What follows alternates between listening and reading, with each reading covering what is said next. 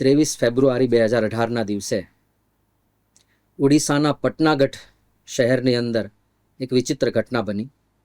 સૌમ્ય શેખર સાહુ નામનો એક યુવાન, એના 5 દિવસ પહેલાં લગ્ન થયેલા, અને એ લગ્નના ગિફ્ટ રૂપે એક કુરિયર સર્વિસવાળો ગિફ્ટ બોક્સ લઈને આ સૌમ્ય શેખર સાહુના ઘરે આવ્યો.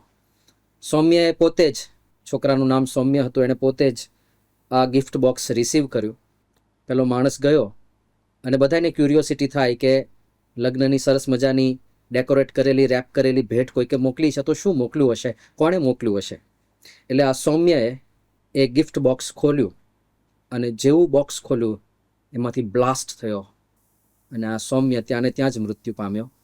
અને સાથે સૌમ્યના દાદી પણ નજીકમાં હતા, એ પણ મૃત્યુ પામ્યા. અને નવવધુ સૌમ્યના ધર્મપત્ની એ ખૂબ જ ગંભીર રીતે ઘાયલ થયા. આખા ઘરની અંદર ચારે બાજુ કાટમાળ કાટમાળ કાટમાળ. બીજા જ દિવસથી પોલીસની તપાસ શરૂ થઈ કે કોણે આવી એકદમ પ્લાન કરીને આવી વિશિષ્ટ રીતે આખી હત્યાનું કાવતરું ઘડ્યું છે. પણ કોઈ ટ્રેસીસ મળતા નહોતા. પોલીસ મેક્સિમમ ક્યાં સુધી પહોંચી શકી કે કઈ કુરિયર સર્વિસ એના દ્વારા આ પાર્સલ આવ્યું છે. એ કુરિયર સર્વિસની ઓફિસે ગયા, કોણે મોકલ્યું છે, તો R.K. શર્મા એવું નામ થોડું થોડું જાણવા મળ્યું. પણ R.K. શર્મા નામનું કોઈ નજીકમાં વ્યક્તિત્વ હતું જ નહીં કે જેના પરિવાર સાથે કોઈ સંબંધ હોય કે દુશ્મનાવટ હોય. કોઈ જ સગડ નહોતા મળતા. અને જે કાંઈ ઈમેલ એડ્રેસ કે જે ફોન નંબર બધું લખ્યું હતું ત્યાં કુરિયર સર્વિસની ઓફિસ પાસે, એ બધું ખોટું હતું.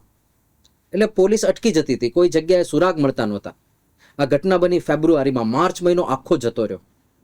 વારે વારે ઇન્વેસ્ટિગેશન જુદી જુદી રીતે જુદા જુદા માણસોને પૂછીને એમની પાસેથી માહિતી લેવામાં આવે છે, પણ કોઈ પાસેથી કોઈ સગડ મળતા નથી. આ કેસ પછી CBIને સોંપવામાં આવ્યો. એટલે CBIએ પાછું એકડેકથી ચાલુ કર્યું. એટલે ફરીથી એ જ બધા જેના ઉપર શંકાઓ હતી બધાને ઘેરામાં લેવામાં આવ્યા, બધાને પૂછવામાં આવ્યું. પણ ફરીથી ત્યાં જ આવીને અટકે કે આગળ કોઈ સ્ટોરી વધતી નથી. કુરિયર સર્વિસની ઓફિસે જે CCTV કેમેરા હતા એ પણ બંધ હતા. એટલે કોઈએ બહુ વ્યવસ્થિત રીતે રિસર્ચ કરીને આ જ પર્ટિક્યુલર કુરિયર સર્વિસવાળી ઓફિસને ચૂઝ કરી હતી. અમુક કુરિયરમાં જે કાંઈ આ બધા પેકેટ્સ આવે ને એને સ્કેન કરવામાં આવતા હોય છે.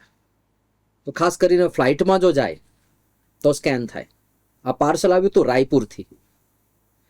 તો આ માણસે એવી કુરિયર સર્વિસ સિલેક્ટ કરી હતી કે જેના પાર્સલ બસમાં જતા હોય, એટલે કોઈ સ્કેનિંગ પણ ના થાય.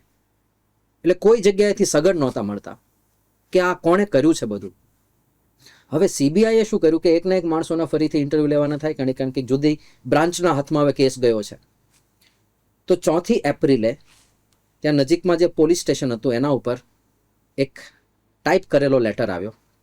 અને લેટરમાં એવું લખ્યું હતું કે તમે બધા પુરુષાર્થ કરો છો, મહેનત કરો છો, પણ તમને કોઈ મળવાનું નથી, કારણ કે જે કાતિલ છે, જે પ્લાનર્સ છે આ કાવતરાના, એ તો બધા દૂર દૂર જતા રહ્યા છે.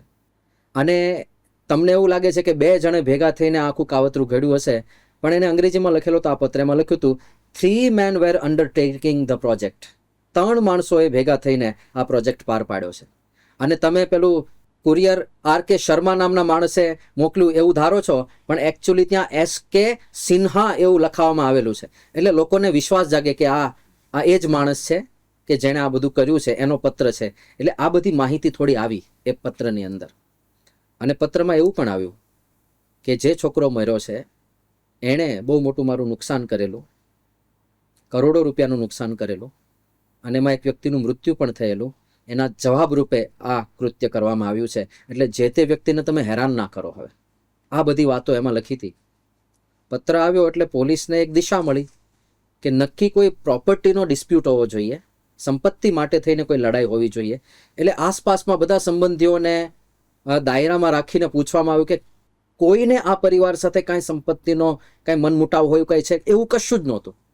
પણ વારે વારે પોલીસ ગોળ ગોળ ફરીને એ જ સવાલો પૂછતી હતી કે કોની સાથે તમારે પ્રોપર્ટી સંબંધી દુશ્મનાવટ છે, જેમાં લાખો કરોડોનો વ્યવહાર થયો હોય ને બહુ મોટી ખોટ ગઈ હોય, કે તમને મળ્યા હોય ને એના ગુમાવવાનો વારો આવ્યો હોય. કશું જ મળતું નહોતું. એટલે આ સૌમ્ય સાહુના જે મધર હતા એણે પોલીસને પૂછ્યું કે કેમ તમે વારે વારે આ પ્રોપર્ટી ડિસ્પ્યુટ ઉપર આવો છો. અને એ વખતે પોલીસે એને કહ્યું કે અમારા પર આવો એક પત્ર આવ્યો છે. એટલે સૌમ્યના માતૃશ્રીએ પૂછ્યું કે મને દેખાડો ને એ પત્ર. તો પોલીસે પત્ર એમને દેખાડ્યો. એમનું નામ સંયુક્તા સાહુ, અને એમણે આ પત્ર આખો વાંચ્યો. એમણે કહ્યું કે આવું તો કાંઈ છે જ નહીં કે કોઈનું મૃત્યુ થયું હોય અમારા લીધે કે મારા દીકરાને લીધે, અને કરોડો રૂપિયાનું નુકસાન કોઈને ભોગવવું પડ્યું હોય, આવું તો કાંઈ થયું જ નથી. પણ એક જગ્યાએ આ બહેન હતા, એમની આંખો અટકી ગઈ. 3 men were undertaking the project. એમને થયું કે આ શબ્દો મેં બહુ સાંભળ્યા હોય એવું લાગે છે. Undertaking the project, undertaking the project, આ શબ્દો કોઈક બહુ વાપરે છે. હવે જો અહીંયાથી સુરાગ મળવાનો શરૂ થાય છે કે કોણ વાપરે છે આ શબ્દો, કે આ ટાઈપ કરેલો લેટર છે, કોઈ કે આમ લખાણમાં લખ્યું હોત ને તો મને તરત ઓળખાઈ જાત કે કોણ છે, પણ મને આમ થોડા ભણકારા વાગે છે કે there is somebody, કોઈક છે કે જે આ શબ્દ બહુ વાપરે છે, અંડરટેકિંગ ધ પ્રોજેક્ટ.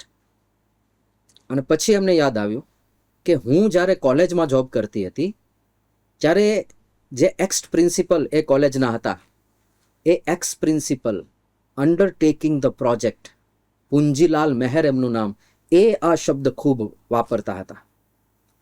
અને પોલીસને એક સાવ નવું જ નામ મળ્યું. જ્યોતિ વિકાસ કોલેજ હતી એ, અને એના આ એક્સ પ્રિન્સિપલ હતા પુંજીલાલ મહેર. એટલે પોલીસે આખું ઇન્વેસ્ટિગેશન એમના તરફ પછી વળાંક વાળી દીધું. પૂછવામાં આવ્યું એમને, અને એ કે મને તો કાંઈ ખબર જ નથી, હું તો મારે તો આ છોકરા સાથે કોઈ દુશ્મનાવટ પણ નથી, પણ બહુ બહુ બહુ ગોળ ગોળ ફેરવીને પ્રશ્ન પૂછ્યા ને ત્યારે એણે એવું કહ્યું કે મને કોઈકે પાર્સલ પરાણે આપ્યું અને ધમકી આપીને એવું કહ્યું કે ત્યાં પહોંચાડ દે ગમે તેમ કરીને. એટલે હવે પોલીસને શંકા જાગી કે આ માણસનો કંઈક તો હાથ હોવો જ જોઈએ. અને એનું બાનું, જે એણે બાનું કાઢ્યું એ એટલું નબળું હતું કે પોલીસે પછી વધારે સખ્તાઈથી પૂછ્યું. ત્યારે આ પુંજીલાલ મહેરે સ્વીકાર કર્યો કે મેં જ કર્યું, મેં જ પાર્સલ મોકલ્યું હતું. હવે એના ફોન કોલ્સને બધું તપાસ્યું, માણસે કેટલી ચીવટથી કરેલું આ બધું. એ રાયપુર ગયા પાર્સલ આપવા માટે, તો મોબાઈલ ઘરે મૂકીને ગયા હતા. એને ખબર હતી કે ટ્રેસ થશે ભવિષ્યમાં મોબાઈલ, તો મોબાઈલ ઘરે મૂકીને ટ્રેનમાં ગયા રાયપુર, અને ટિકિટ લીધા વગર ટ્રેનમાં ગયા. અને એ રીતે આખું પાર્સલ. તો પણ બોમ્બ ક્યાંથી બનાવ્યો?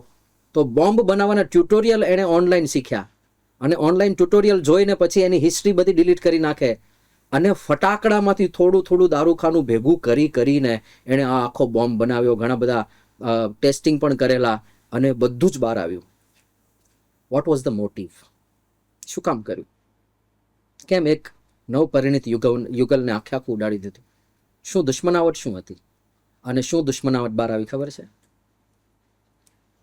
આજે પુંજીલાલ મહેર પ્રિન્સિપાલ હતા, એ જ કોલેજમાં આ સંયુક્તા સાહુ, સૌમ્ય શેખર સાહુના મધર, એની જોબ લાગેલી. હવે આ સંયુક્તા સાહુ એ હિસ્ટ્રી ટીચર તરીકે આવેલા, પહેલાં અંગ્રેજીના ટીચર હતા. પણ સંયુક્તા સાહુ આ પુંજીલાલ મહેર કરતાં 11 કે 12 વર્ષ સિનિયર હતા, વધારે એક્સપિરિયન્સ્ડ હતા. અને એટલા માટે ગવર્મેન્ટે જ કહ્યું કે હવે પ્રિન્સિપાલ બનવા માટે વધારે લાયક આ મહિલા છે. અને પહેલા માણસને પહેલેથી એવું લાગતું હતું કે આ બેન આવ્યા એટલે હું પ્રિન્સિપાલ તરીકે હવે નહીં રહું, એટલે એ બેનને ખૂબ ટોર્ચર કરેલા. અને પછી તો ગવર્મેન્ટનો લેટર આવી ગયો કે ભાઈ આ બહેન જ પ્રિન્સિપાલ છે, હવે તમારે નીકળી જવાનું છે. તો પણ પેલો ઓફિસ ખાલી કરવા તૈયાર ન, પોતાની ખુરશી ખાલી કરવા તૈયાર નહીં. તો પછી તો શિક્ષકોએ જ કહ્યું કે તમે બીજી ખુરશી બાજુ મૂકી દો. એટલે એ જ ઓફિસમાં આ સંયુક્તા સાહુની બીજી ખુરશી મુકાય, અને બધા સ્ટાફે ભેગા થઈને પછી આ પુંજીલાલ મહેરને બહાર કાઢ્યા ઓફિસમાંથી કે તમે નીકળો ભાઈ, હવે આ નવા પ્રિન્સિપાલ આ છે, ક્યાં સુધી તમે પકડી રાખશો? અને પુંજીલાલ મહેરને આ વાતનું એટલું અપમાન લાગ્યું. અપમાન એટલા માટે કે મારી પોસ્ટ મારે છોડવી પડે છે.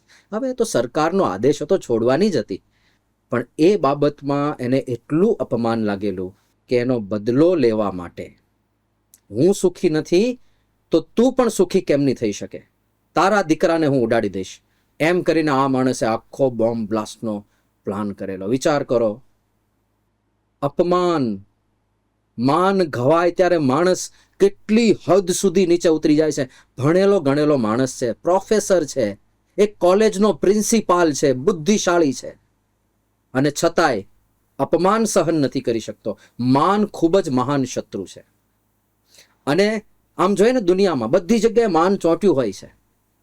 ભક્તિ માર્ગે આપણે વળીએ ત્યારે પણ ખૂબ સાવધાન રહેવું પડે કે માન માટે તો નથી થતું ને, માનનું પોષણ થાય એના માટે તો નથી થતું ને. અને એટલા માટે શ્રીજી મહારાજે મધ્યના 41મા વચનામૃતમાં આપણને સાવધાન કર્યા છે આ બાબતે. મધ્યના 41નું ટાઇટલ જ છે માન રૂપી હાડકાનું. એ વચનામૃત ઉપર આપણે થોડી વાત કરીએ. સ્વામિનારાયણ હરે વચનામૃત ગરડા મધ્યનું 41મું માનરૂપી હાડકાનું.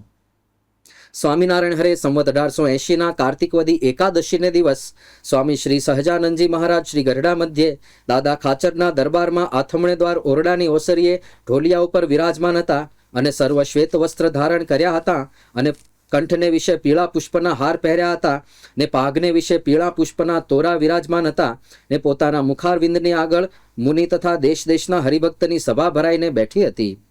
પછી શ્રીજી મહારાજ કૃપા કરીને પોતાના ભક્તજનને ઉપદેશ કરતા થકા બોલ્યા છે.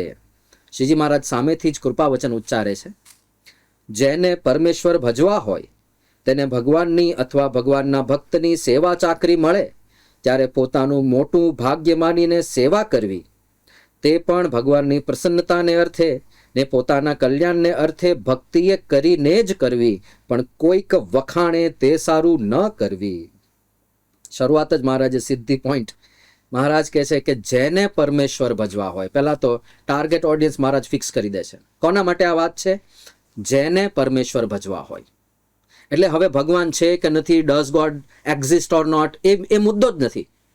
જેણે સ્વીકારી લીધું છે કે ભગવાન નામનું એક મહાન તત્વ છે, ભગવાનનું ધામ છે, અચીવેબલ છે, પાછું એ ધામ ત્યાં પહોંચી શકાય એમ છે. આ બધી ઓલરેડી માન્યતાઓનો સ્વીકાર કરી લીધો છે માણસ. આ સિદ્ધાંતોને એણે હૃદયસ્થ કરેલા છે. અને હવે પ્રશ્ન આવે છે કે એ ભગવાનને ભજવા છે? હા, ભજવા છે. તો જેને ભગવાન ભજવા હોય એના માટેની આ વાત છે.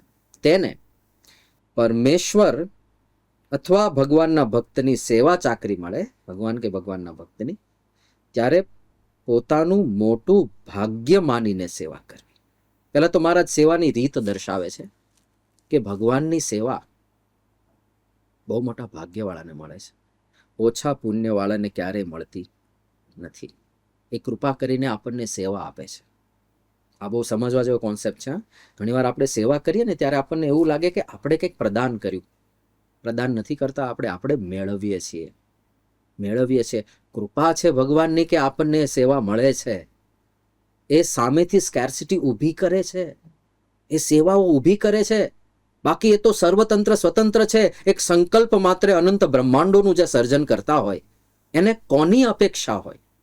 અને કેટલા બધા પ્રસંગો છે આના. તો ગરડાની અંદર જ્યારે મંદિર બનતું હતું, દાદા ખાચરને ઘણી વખત ચિંતા થઈ જતી કે પૈસાની કમી છે, તંગી છે, અને એમાં આ મંદિર ક્યારે પૂરું થશે. અને ત્યારે શ્રીજી મહારાજે દર્શન કરાવેલા કે દાદા ખાચર, શું સંકલ્પ કરો છો? મંદિર તો આમ કરીએ. અને એ વખતે સોનાના શિખરો વાળું અદ્ભુત મંદિર દાદા ખાચરને દેખાયું હતું. તો ભૂમિમાંથી મંદિર કાઢે એમ છે.